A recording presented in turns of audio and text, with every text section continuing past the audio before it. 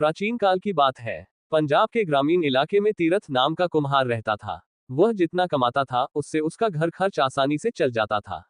उसे अधिक धन की चाह नहीं थी। वह सोचता था कि उसे अधिक कमाकर क्या करना है।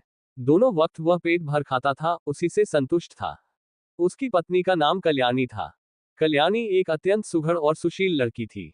वह पति के साथ पति के काम में खूब हाथ बटाती थी। वह घर का काम भी खूब मन लगाकर करती थी। इस कारण दो लोगों का खर्च आसानी से चल जाता था। तीरथ और कल्याणी के पड़ोसी ये देखकर जलते थे कि वे दोनों इतने खुश रहते थे।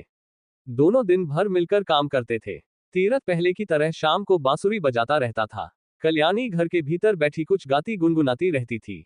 एक दिन तीरथ बर्तन बेचकर बाजार से घर लौट रहा था। शाम ढल चुकी थी। वह थके पैरों खेतों से गुजर रहा था कि अचानक उसकी निगाहें एक लाल मखमली थैली पर गई। उसने उसे उठाकर देखा तो उसके आश्चर्य का ठिकाना न रहा। थैली में चांदी के सिक्के भरे थे। घर आकर तीरथ ने सारा किस्सा कल्याणी को कह सुनाया। कल्याणी ने ईश्वर को धन्यवाद दिया। दोनों बैठकर रुपये गिनने लगे। पूरे 99 रुपये थे। दोनों खुश होकर विचार विमर्श करने लगे। कल्याणी बोली, इन्हें हमें आड़े समय के लिए उठाकर रख देना चाहिए, फिर कल को हमारा परिवार बढ़ेगा तो खर्चे भी बढ़ेंगे। तीरथ बोला, पर 99 की गिनती गलत है, हमें 100 पूरा करना होगा, फिर हम इन्हें बचा कर रखेंगे। कल्याणी ने हाँ में हाँ मिलाई। दोनों जानते थे कि चांदी के 99 रुपये को 100 रुपये करना बहुत कठिन काम है, परंतु फिर भी दोनों ने दृढ़ निश्चय किया कि इसे पूरा करके ही रहेंगे। अब तीरथ और कल्याणी ने दुगुनी चौगुनी मेहनत से काम करना शुरू कर दिया। तीरथ भी बर्तन बेचने सुबह ही निकल जाता, फिर देर रात तक घर लौटता। इस तरह दोनों लोग थक कर चूर हो जाते थे। अब तीरथ थका होने के कारण बांसुरी नहीं बजाता था, न ही कल्याणी खुशी के गीत गाती गुनगुनाती थी। उसे गुनगुनाने की फुर्सत ही नहीं थी, न ही वह अड़ोस पड़ोस या मोहल्ले में कहीं जा पाती थी। यूं ही 3 महीने बीत गए। तीरथ के पड़ोसी खुसर फुसर करने लगे कि इनके यहाँ जरूर कोई परेशानी है, जिसकी वजह से ये दिन रात काम करते हैं और थके थके रहते हैं। किसी तरह 6 महीने बीतने पर उन्होंने 100 रुपये पूरे कर लिए। अब तक तीरथ और कल्याणी को पैसे जोड़ने का लालच पड़ चुका था। दोनों सोचने लगे कि 100 से क्या भला होगा, हमें 100 और जोड़ने चाहिए।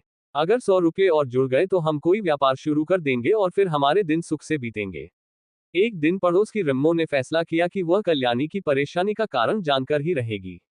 वह दोपहर को कल्याणी के घर जा पहुंची। कल्याणी बर्तन बनाने में व्यस्त थी।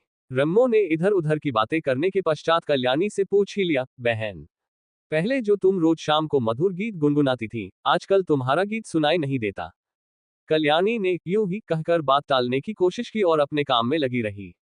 परंतु रम्मो कब मानने वाली थी। वह बात को घुमाकर बोली, आजकल बहुत थक जाती हो ना, कहो तो मैं तुम्हारी मदद कर दूं।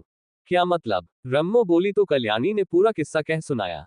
रम्मो बोली, बहन, तुम दोनों तो गजब के चक्कर में पड़ गए हो, तुम्हें इस चक्कर में पड़ना ही नहीं चाहिए था। ये चक्कर आदमी को कहीं का नहीं छोड़ता। कल्याणी ने आश्चर्य व्यक्त करते हुए कहा, तुम किस चक्कर की बात कर रही हो? मैं कुछ समझी नहीं। अरे बहन, 99 का चक्कर, रम्मो का जवाब था। कृपया चैनल को सब्सक्राइब करें, लाइक करें, शेयर करें। आपका धन्यवाद।